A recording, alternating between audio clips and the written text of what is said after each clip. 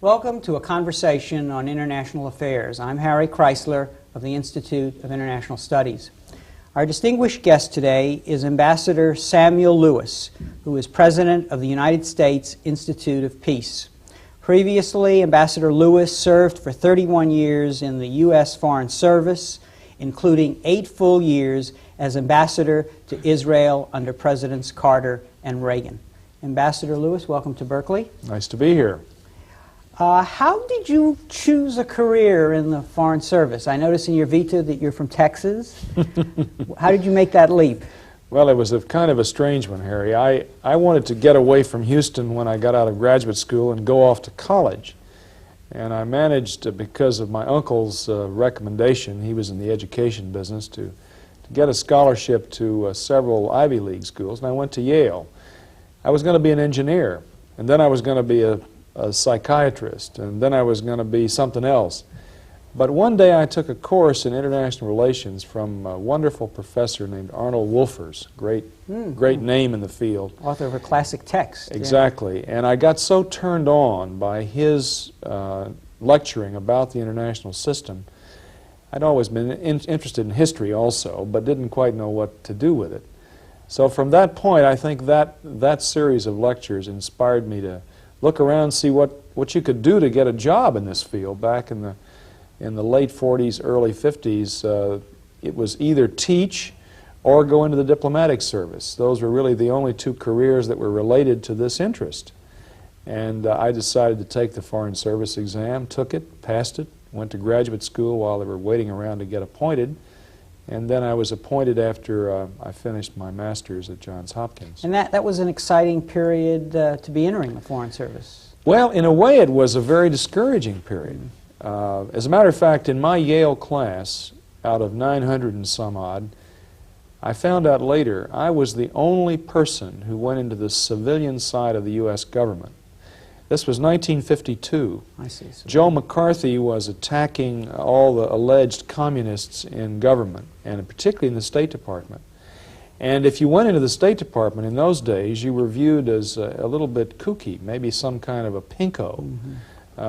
Always was very ironic later, because in the 60s, if you were in the State Department, you were viewed in a lot of parts of this country as part of the reactionary establishment.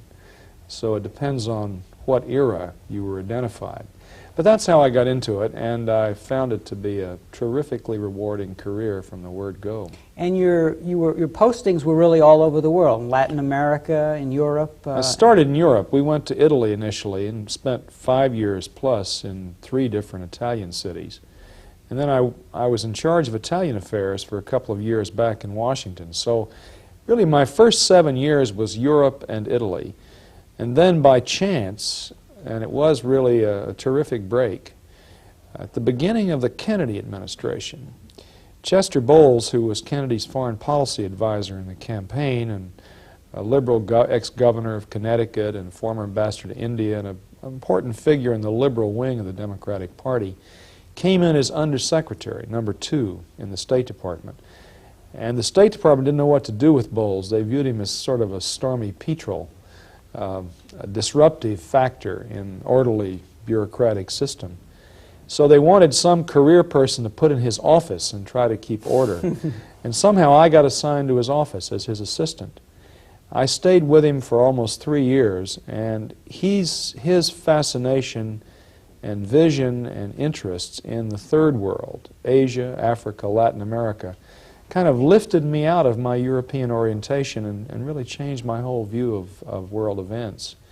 I traveled with him to about 65 different countries and was close enough to the top of the Kennedy administration also to see the way the government worked at a high level and to feel like a real participant in a very exciting era. And that was a period of real infusion of idealism for the government service. It sure was. I don't think any of us who worked in the Kennedy administration can ever feel quite the same about the U.S. government. There was a time when it seemed that almost anything was possible, and that with a vital and energetic new president, we were going to really do something fine for world history. And we'll never know what would have happened if Kennedy had lived, because I think he was an extraordinary person and self-critical and able to learn from his mistakes in ways which all of our presidents haven't been. What was the interface between your education and what you wound up doing? What were the skills that you found that you need, and where did you acquire them, really, as a diplomat? Well, I guess I studied primarily history and international relations and some international economics in graduate school. In the Foreign Service, I've found that writing skills were really probably the most important single requirement. Being able to express yourself in writing colorfully, clearly, concisely. In a way, I think Yale education was helpful, because in those days all the examinations were taken in so-called blue book form, essays. We did a lot of essay writing. I'm not sure that there's enough writing done today in universities, because I've observed, as have a lot of my colleagues, that the caliber of writing in officers who enter the government these days is not so great for the most part. Spelling is probably bad, too. And spelling is bad. Well, I was never much of a speller either. I can't argue about that. But so writing skill certainly was crucial. An interest in foreign cultures and people. Now, you don't learn that anywhere. You either have it or you don't. And I guess I do have it. I've always been intrigued to try to understand what people of different backgrounds and cultures, what makes them tick. And that's very useful for somebody in the political side of the State Department, because much of what you're doing is trying to analyze events abroad, interpret them, predict their impact on our policies, recommend how we ought to react to them. It's a combination of assessing people and assessing cultural change and cultural trends.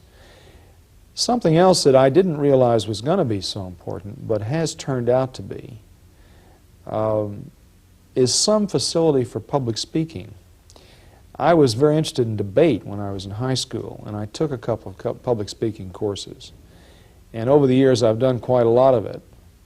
And I've found that as I've gone further in my career, and especially as ambassador for 8 years, and when I was assistant secretary before that for UN affairs, I had to do a lot of talking before public audiences, overseas and here.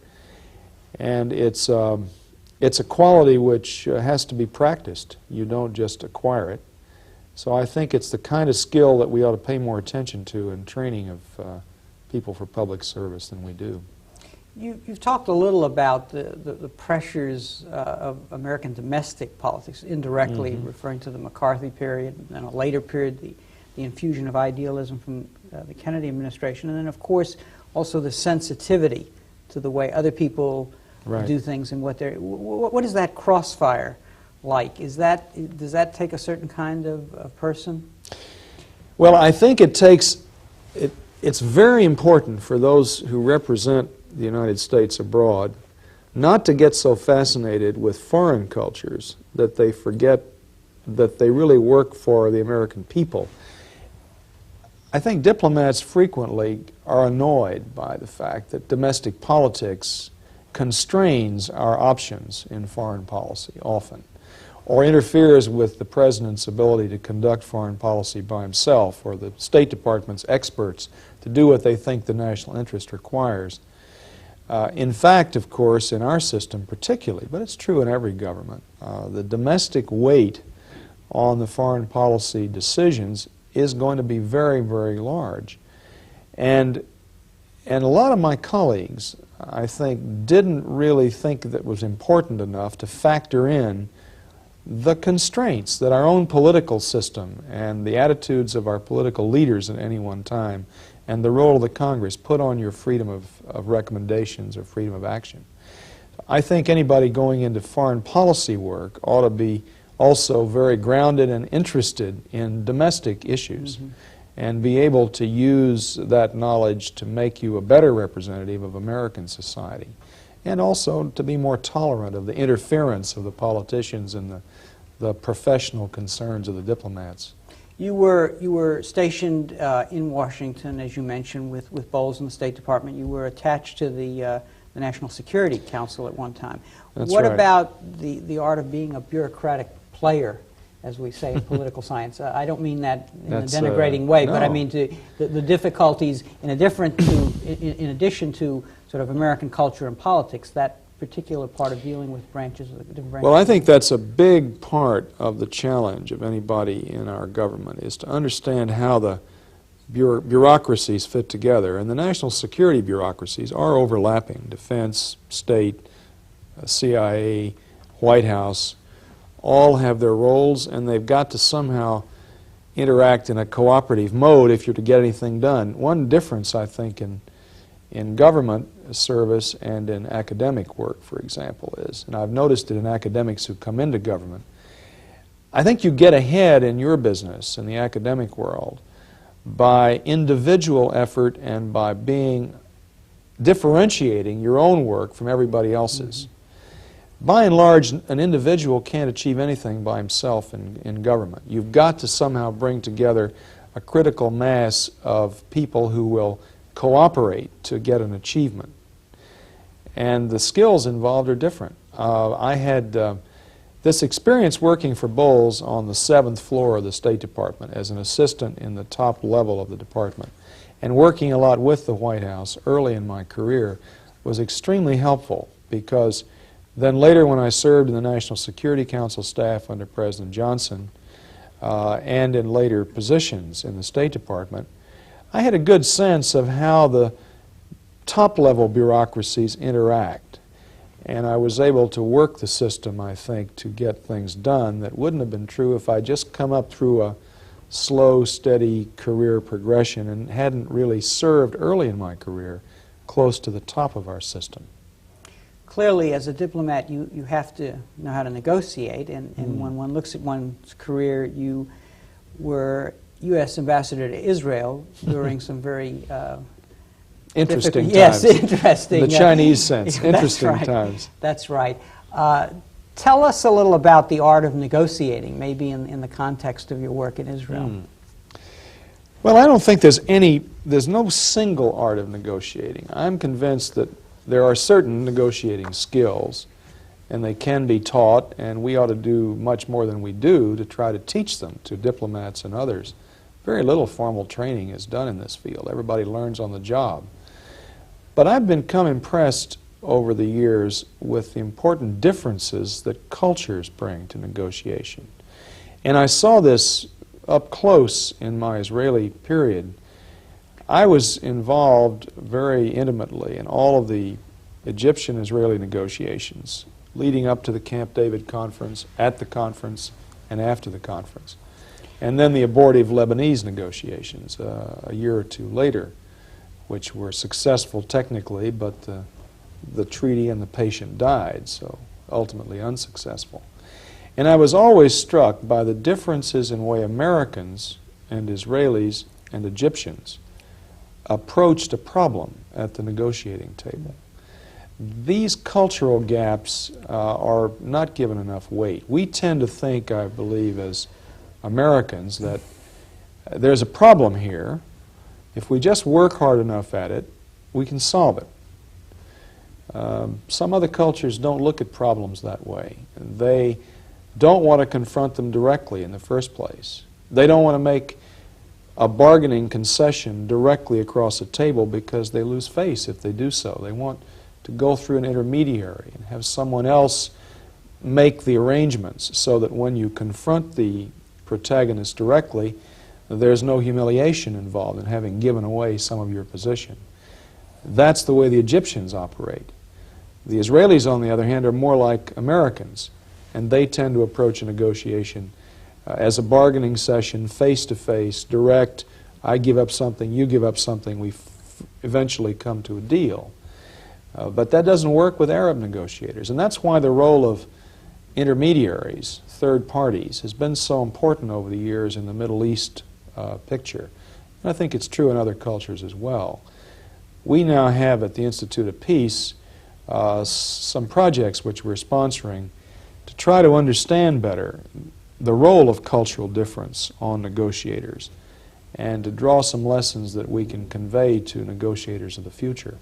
And does the sensitivity to these kinds of issues, is it something that emerges out of experience? I think so, basically. So in a way you're feeling your way. You can also teach it, Yeah. but it's not taught. And one thing we're trying to do in our grant program and a couple of our fellowship programs that are researching these kinds of issues is to draw these kinds of lessons and put them in a form that they can be better taught to future negotiators and policymakers. How about language in these kinds of negotiations? Is it important that all of the parties know everybody else's language, or translation is enough? Well, it's really not necessary. It would be nice if you knew everybody else's language. It would help, and you'd be able to eavesdrop on their conversations on the side. For example, Israelis tend to think that nobody else speaks Hebrew. It's a fairly difficult language. It's not spoken in other countries.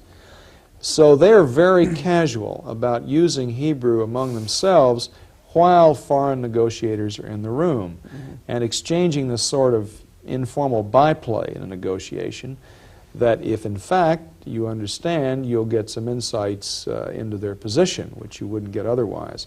So we always found it was very important to have some good Hebrew speakers in our delegations, though the majority of them wouldn't be. I don't speak Hebrew. It's too tough a language. I didn't have time to study it when I went there.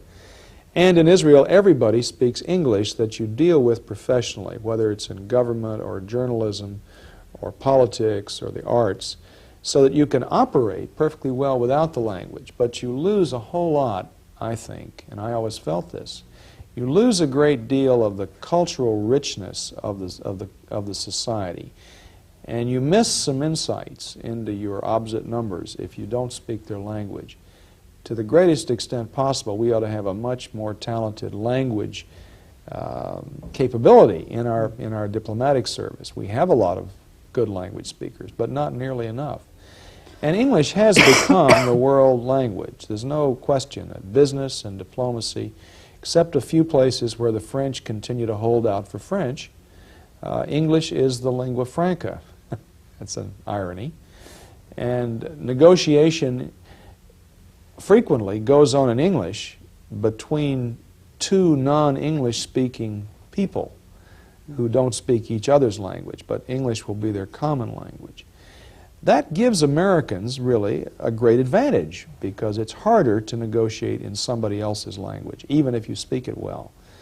And that's why I think in a formal negotiation on a really serious subject, take U.S.-Soviet negotiations over weapons, for example, or crucial moments in the Camp David negotiations where the Egyptians spoke very good English, the Israelis spoke very good English, we spoke moderately good English.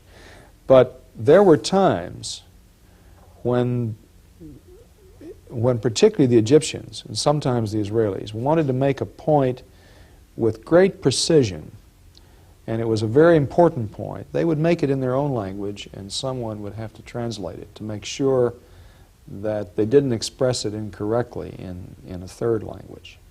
Language is an important issue. This role as intermediary obviously was very important in that That's region, right. and it requires certain skill, and the possibilities, I guess, emerge from the general recognition of our power to on the one hand, and our ability to be fair on the other. Is that opportunity going to be something that we're going to continue to have? I guess I'm indirectly addressing this question of decline, in a way, of American power. If you look at your career, obviously you've served during a time when we were doing relatively better in terms of our power than we may be in the future.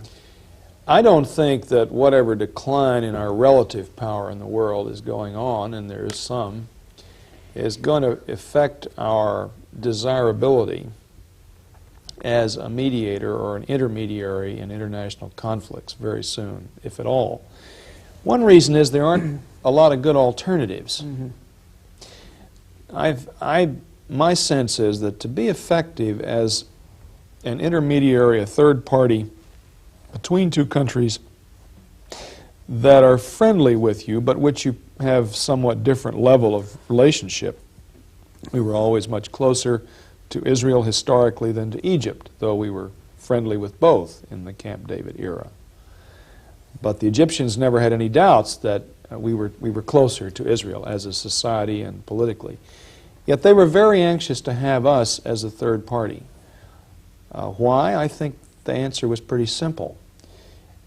Their choices were limited in the first place. They could have chosen a UN mediator, and the UN has tried a lot of mediation in the Middle East, not very successfully, though it's been more successful in some other regions. The Soviets were not trusted by the Israelis at all and were unacceptable. We were acceptable and trusted relatively well by both sides, even though there was a disparity of our closeness. And I think that's the essential quality. You have to be reasonably trusted by both sides. But the second important thing is you have to have enough power and influence to be able to be more than just a broker. A third party in most of these situations is really a participant as well as a mediator in a subtle sense. And in the Camp David negotiations, our ability to be somewhat more influential with Israel at crucial moments than other countries would have been was what made it desirable to Egypt to have us as the mediator. Mm-hmm. They really wanted us not as an even-handed player, but somebody in their camp at times who would help to influence the adversary, and vice versa. Moreover, we had the capacity to give security assurances or to extend economic aid to help one or the other side take risks that they otherwise were unwilling to take for an agreement. Now, the UN can't do that. Other major powers have been unwilling to or are unable to. And this rather unique capacity of the United States to be both reasonably well trusted and at the same time to be influential in helping to shape the outcome, I don't think it's going to melt away anytime soon. What about our ability to provide aid, given our debt, or our ability to provide military aid, given the reluctance of Congress to pass the needed legislation? Well, Congress has been very reluctant to let us sell certain kinds of weapons to some Arab countries. That's true, but we still sell an awful lot of weapons to a lot of countries, and we provide a fair amount of direct military assistance. Israel and Egypt are the two greatest recipients at present, and that's really, in large part, a legacy of the Camp David Agreement and the commitments we made in order to help them make the difficult choices they had to make at that stage. But I don't think that we will be so short of funds as to be able to do what we have to do in future negotiating situations. It doesn't always have to be appropriated money, for one thing. Let's take an example. Suppose there is, and I sincerely hope there will be at some point, a final agreement on the future of the occupied territories, the West Bank and Gaza, and some kind of agreed political relationship between those territories and Jordan and Israel, and hopefully Syria somehow is also accommodated as part of that comprehensive settlement. Incidentally, I don't think this is going to happen very soon, but at some point down the road I think it will happen.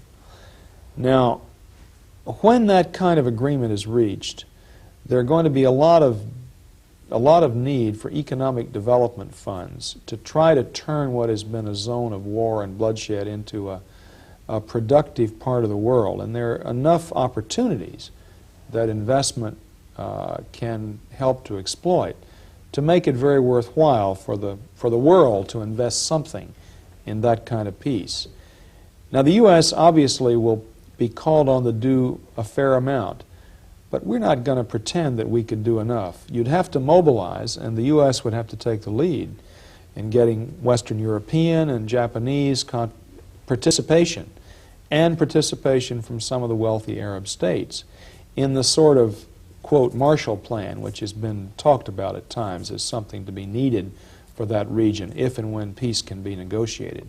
So it's not so much the fact that the U.S. has a budget deficit. It's that we'd have to be able to put up something into the kitty, but more importantly, we'd have to be very active in helping to mobilize an international consortium, if you will, and I think enough countries have a stake in Middle East peace being achieved that that kind of consortium could be put together. So that even even if there are less dollars to do some of these things, and we may need yen That's right. or mark, that we still can offer the leadership. And I think we'll have to. There's nobody else going to take the U.S. leadership role.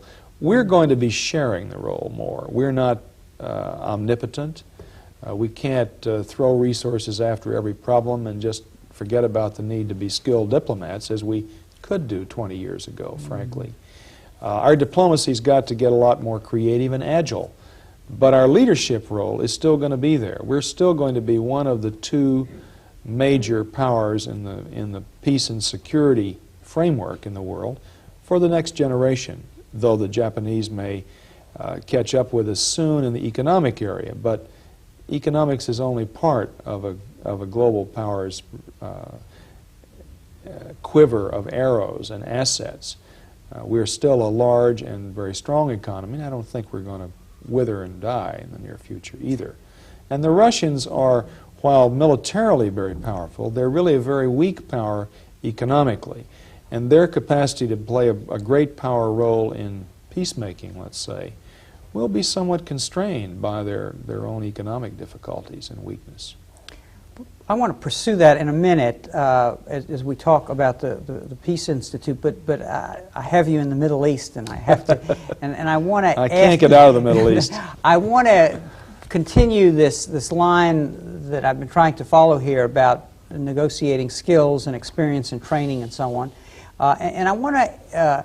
Looking at the Middle East, the Camp David Accords, what was the role of personality in all of this? Sadat, Begin, Carter. Well, I think it was a tremendously important role. And as a matter of fact, I have a theory which I've written about some and spoken about, that particularly in the Middle East, because of the nature of the cultural and political systems, not only in the Middle East, but especially there, national leaders and the particular characteristics of leaders play a much bigger role in international affairs than they do in areas where you have a more bureaucratized and institutional government system.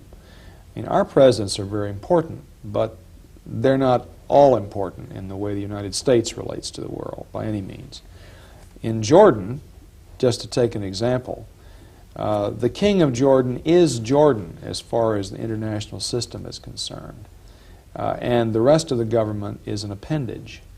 And his personality and his survival skills and his education have been crucial in the way Jordan has survived and also in the way it's disappointed people over the years from being a kind of active player in negotiations at crucial moments when we would like to have seen them there. Now, back at Camp David and in the diplomacy leading up to Camp David, there's no question that Begin and Sadat were two extraordinary individuals. And they both were in total command at the time of the negotiations of their domestic political scenes. Begin, after his election in '77, surprise victory, suddenly was standing astride the Israeli political scene in ways that nobody had done since the days of David Ben-Gurion 20 years earlier. And Sadat, of course, was a pharaoh and was even referred to as a pharaoh in Egypt, though he was really only a president. Whatever they decided about the Sinai and about peace, they could sell to their domestic constituencies. And they were both very powerful, charismatic personalities in their own cultures. Carter was an unusual personality as a mediator also. He had an almost missionary zeal about bringing Middle East peace. And he was an engineer by training and convinced that every problem did have a solution. And if you worked hard enough and carefully at it and long enough, that you could find a solution. So his tenacity combined with a kind of religious missionary commitment to peacemaking for the Holy Land and a concern about the Palestinians, as a matter of fact, which was a very personal characteristic of Carter's. All of that contributed to this unusual mixture of three national leaders who were willing to risk seemingly a great deal of their reputations. And Carter, I guess, more than anyone else, had a lot to lose from those 13 days at Camp David had we not come out with an agreement. For Begin and Sadat could both have gone back and justified domestically the failure by blaming it on the other side, and gotten off quite well, I think, at least in the short run. But Carter's personality, in the end, was the crucial factor. And he threw all the dice, and he put all of his prestige behind the agreement, and he was fortunate enough to be working with two leaders who could deliver and who both wanted peace for their own reasons. Now, different national leaders in that same situation would have behaved differently, and I'm not sure that that had there been a different Israeli prime minister or a different Egyptian leader, though the circumstances objectively were ripe for some kind of agreement, I doubt that we would have achieved peace between Egypt and Israel. I think that both Sadat and Begin were unusual national figures, and they came along at the right moment. But they wouldn't have succeeded without Carter, and he also was a very unusual kind of president. So that if you had a grant from your Peace Institute to teach a course in the Camp David Accords, I mean, is it the difference that an individual can make in a leadership role? Or? Well, there are a lot of things you would teach. That's one of them, that you got to pay a lot of attention to national leaders and assess what they can deliver and can't. And don't try to put them in positions where their personalities or their strength as leaders cannot permit them to be successful. Example here, maybe, was the relationship of Hussein to the negotiation. For President Carter and Sadat and Begin sort of almost blithely assumed that after they hammered out the agreement, that though Jordan hadn't been present, that Hussein could be persuaded to then join in. And I think he might have been, despite the questionableness of that assumption, but for the way in which he was handled by Sadat in particular. And as the Arab leader, it was really Sadat's problem, primarily, I think, to get Jordan into the act. Instead, Sadat kind of insulted Hussein and treated him with great disdain, left it up to the Americans to try to bring Hussein in, and we couldn't do it without strong lead from the Egyptians. There's an example where an assessment of the individual, a better assessment of Hussein, might have led us to different tactics. But I think if we're studying that particular negotiation for lessons, there are a whole lot of lessons, not just about individuals. There's a lesson about timing, when you invest maximum resources to try to achieve a result. There's a lesson about the necessity for certain pre-negotiations to have gone on, as they had in this case, informal, behind the scenes, contacts which have developed a certain implicit assumption about what can be achieved when you get to the formal table before you actually go to the table. And if you don't have that rather inchoate understanding of what's possible if everything is done right, your negotiation is very likely to fail and blow up in your face if you come in cold to the table. Now, we had that kind of inchoate understanding before Camp David was called. That didn't mean that you necessarily would have a success, because the actual negotiating process can blow up in your face even when objectively it shouldn't. If the psychology is handled wrong, if the cultural differences aren't understood, if the players aren't tenacious enough, and so forth. But without that preparation, the pre-diplomacy period, you're not likely to succeed. Current examples, we haven't had that sort of pre-diplomacy going on between Palestinians and Israelis. And that's why it's much harder to imagine that you could call an international conference today and come out with any useful result, because the preparations have not been possible. And I think there are many other lessons one could draw. There's a lesson about secrecy or confidentiality. It's clear to me that If we had had the Camp David conference in the eye of the press, even if it had been held somewhere where the press could get at the participants after hours and get some leaks about what went on, and then publicize those leaks, and stories had been appearing throughout the conference about concessions and disappointments and the other side's positions in Egypt and in Israel, that the domestic effect on their politics of those leaks would have brought pressures to bear on Begin and Sadat and prevented them from making the necessary concessions to reach agreement in private. I mean, obviously you need to expose the results of negotiations, but you've got to keep the negotiating process itself as insulated from outside influences as you possibly can on a tough issue if you're to ever succeed. And Carter's model at Camp David was extraordinarily effective. He got Sadat and Begin to agree that they'd only have one press spokesman for the three of them, and that he would brief the press once a day. It would be the American press spokesman on an agreed basis, and that nobody would talk to the press by telephone or in any other way. And I think by and large everybody kept to the agreement, and it was one of the key elements in success. So the importance of isolating your negotiators, we've seen it in many other cases, but that was a very dramatic example.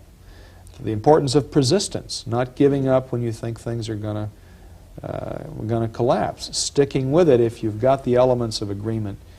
Don't allow people to leave. Hold them there as long as possible and squeeze every ounce of the possibility out of it. And I guess also one would have to look at lessons about the level of negotiators. One of the problems we now have with Middle East negotiations is that, starting with Henry Kissinger in the Ford administration, we've now had an experience of about 15 years of being an intermediary almost continuously between Arabs and Israelis. And over that time, both sides have gotten very spoiled.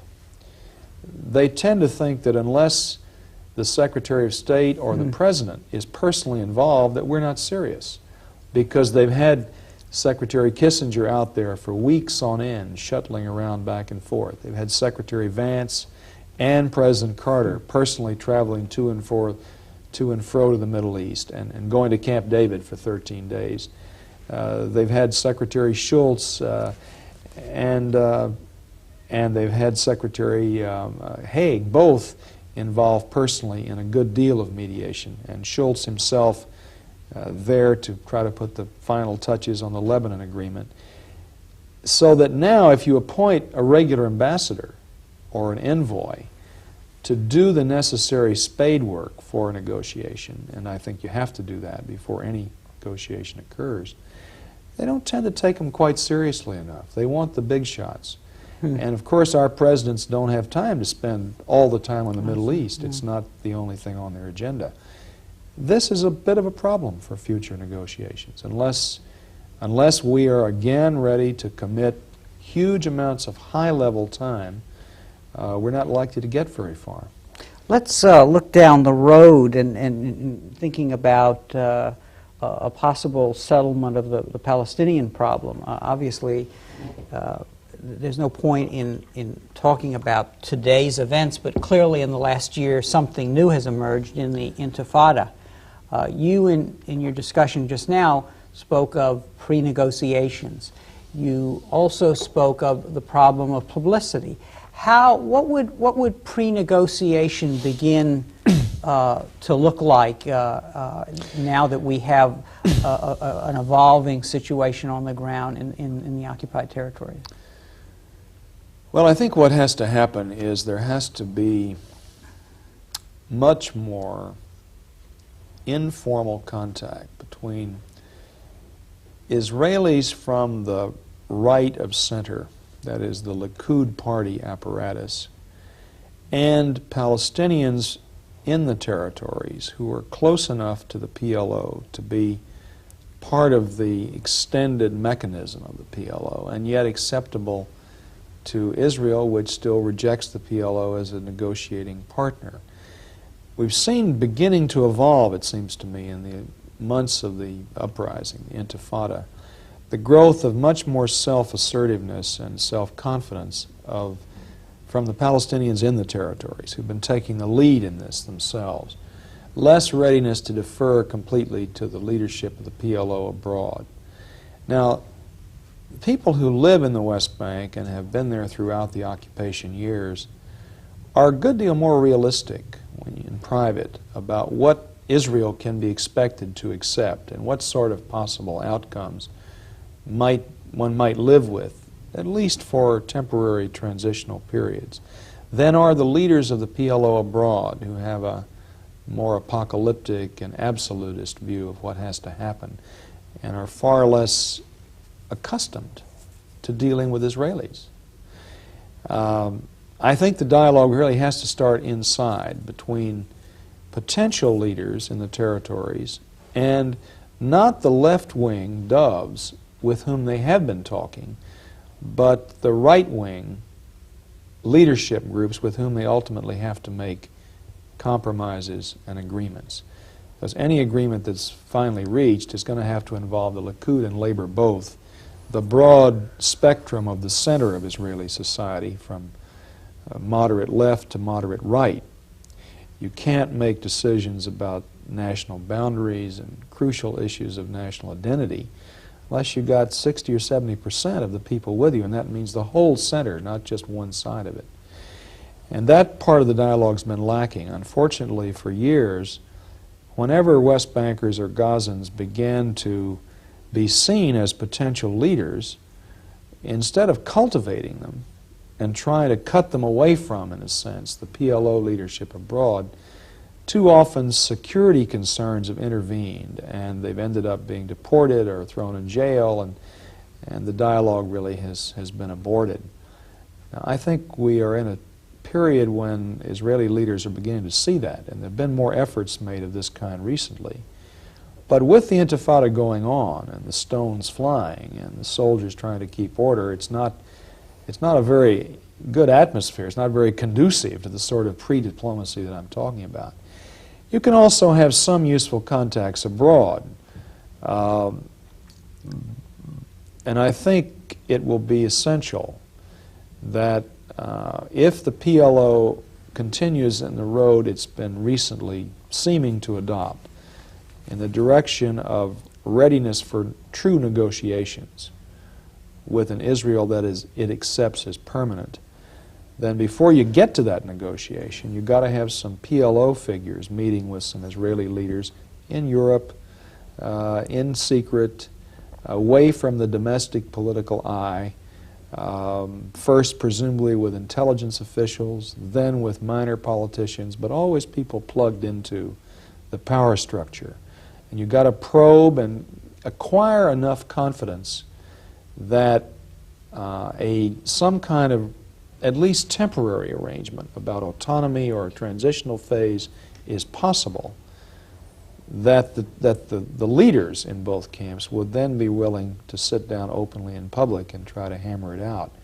And that's a process of months or maybe even years duration. It doesn't happen overnight, and it hasn't really started in a serious fashion at this point. Tell us a little now about your present role as head of the Institute of Peace. We've talked about your career. We've talked about the biggest problem that that the world faces, if not your institute, the Middle East. What are you trying to accomplish at the Institute of Peace? Well, first of all, we're a federal institution, a new one set up by the Congress just in 1984, and all of our funds come from the Congress. But we're independent. We are not part of the executive branch. And we're an educational institution. Congress didn't want us to be peacemakers. We're not supposed to give policy recommendations and compete with the State Department or to go out and try to mediate things ourselves, but we're supposed to try to help educate the American public and our leading practitioners of diplomacy and statecraft about the real tough issues involved in international conflict resolution. So we try to encourage research and analysis of issues involved in the international arena that give us insights and lessons that can be applied to future conflict negotiations. We make grants, we have fellowships, we have our own research projects, but it's all aimed around this point of increasing the body of knowledge about how conflicts develop, what they come from, how they can be contained, how they can be negotiated best, how they can be, if not resolved, at least managed to keep away the necessity of the use of force. And it's a huge and interesting area. There is a lot of knowledge available, but it's remarkable to me how little of this is translated usefully for the people that actually do the negotiation. So I think the Peace Institute has a role Congress wants us to carry out, something of a bridge between government and academia in translating some of the insights in the academic world more usefully for those in government. And what about the flow the other way, experience affecting the kinds of analytic problems that academics deal with? Well, that's an interesting point. One of the things we are trying to do is, through conferences and symposiums, to bring together people of widely divergent points of view on these issues, including government practitioners, practical realpolitik types, with idealists, with scholars, with academics of different strains, and cross-fertilize their attitudes and experiences. And we've had some quite good initial success with that. And then we were going to publish or sponsor the publication of the results of their discussions and their conclusions. Yeah, I think we do need to help to infuse, to the extent we can, some of the practical experiences into the academic world. One of the points that arise in what you said earlier was the issue of public education also. I mean, that's a huge topic. Yeah, and what sorts of things do you have in mind there? I mean, I guess helping the general public really understand the difficulty. You know, in our legislation, we're told to try to help educate the public at all levels, school levels, colleges, adult levels, about the issues of peace and war. Well, that's such a huge task for a small new institution with $7 million budget annually at present from Congress, that we're trying to figure out how to do it through intermediaries, essentially, to work with organizations that have public education programs, to enrich those programs with insights and materials drawn from our other studies and grants. Also to help sponsor the development of better curriculum materials for use in colleges and in high schools. We're also trying to use public television as a vehicle, and we've made, in conjunction with the Wilson Center for Scholars, one initial hour-long film on Soviet-U.S. summit relationship and the way summitry has evolved as an important dimension of international conflict resolution between the U.S. and the Soviet Union. And we've now taken that program, which was shown on public television stations earlier this year, and made it into 4 30-minute video cassettes of a 2-hour package, along with a big study guide to go with it.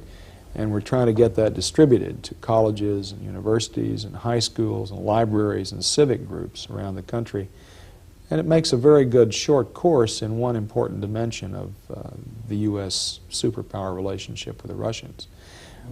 Television is expensive, and we're not sure that how much of that we can do, but we want to try to have 1 or 2 such programs a year on some aspect of international conflict and dispute resolution. Maybe the next one not on the Soviet relationship, but on how a regional conflict is negotiated and resolved, to try to get across to the American public through this vehicle the complications of international peacemaking. It's not a simple matter, as we see it, of just getting rid of the weapons or having a lot more weapons. There are a lot of approaches toward making peace, and the ultimate problem is to understand the nature of the conflict you're dealing with and adapt your methods to it. And that sort of insight is the kind of thing we hope to help the American people to gather. Looking at your career in American foreign policy during this period, one one has to somewhat be mindful of American provincialism in some ways. We talked a little about language skills. We're finding that we need that more for the marketplace and so on. How do you draw in this international component in terms of the perspectives of other countries with regard to particular problems and the art of making peace? Fortunately, our mandate doesn't limit us just to the United States. We can make grants to scholars in a number of other countries and have done so. Some of our fellows are foreign, about a third of them at present, from Europe and Asia, and one from Latin America. We can also work cooperatively with some other institutes of peace somewhat analogous to ours in several other countries, and we're just starting to make those connections now. Certainly this is not just an American issue, and to have any utility, I think we've got to draw on the best insights from around the world as to how one goes about attacking conflicts wherever they exist. Is this an opportune time to be doing this? I mean, if you I think so. had undertaken this challenge at the beginning of your diplomatic career, or someone else, what makes this a more ideal time? Well, I think it's a very good time to be getting into this business because the somewhat changing relationship between the U.S. and the Soviet Union in particular makes it more possible in the decade ahead, assuming the trends continue, for the United Nations to be a more useful player because we and the Soviets can cooperate more within it, for the superpowers themselves to cooperate here and there in helping to contain regional conflicts that don't serve either of our interests. And since we're not omnipotent, nor are they, the challenge to deal with conflicts which are generated locally but can spill out and affect the lives of a lot of other nations, that challenge is as great today as ever, and now it's more possible, I think, to be creative and cooperative among the major powers in trying to deal with them.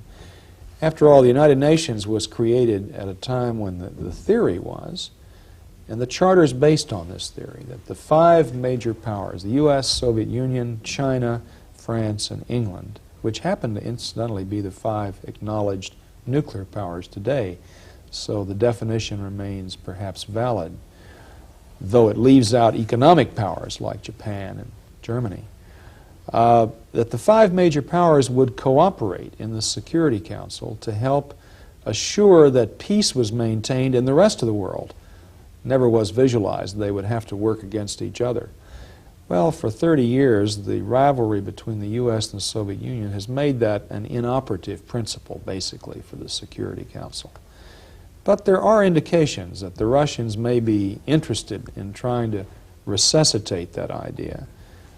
And if they are indeed interested, I think there's great potential for peacemakers. Meanwhile, we've had all these regional conflicts going on outside of Europe. 15 million people about have been killed in the last generation in wars across national borders since World War II. And there's lots of challenge to those who believe that you can have a more peaceful world, if not a totally peaceful world. And I think this era gives the would-be peacemakers more chances of success because of the diminution of superpower confrontation, if not its elimination totally. One final question.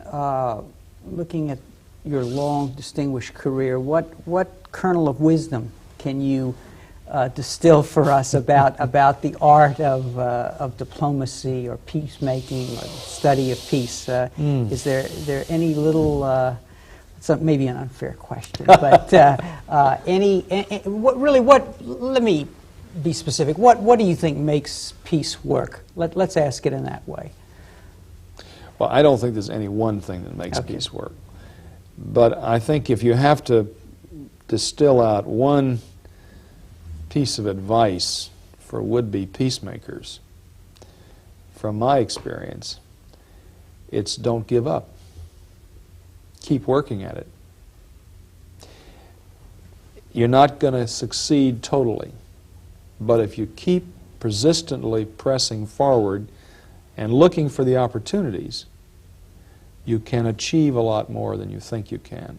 And persistence is probably the most important quality of any would-be peacemaker.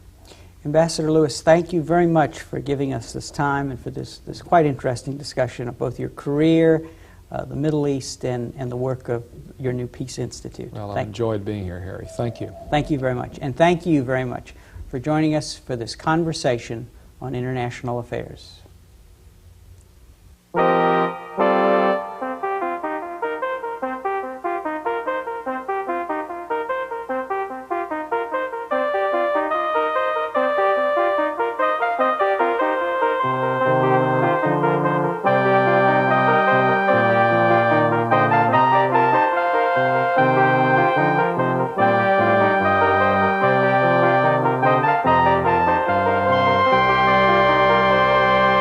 For information on this series, contact the Institute of International Studies, 215 Moses Hall, UC Berkeley, Berkeley, California 94720, or call area code 415-642-2474.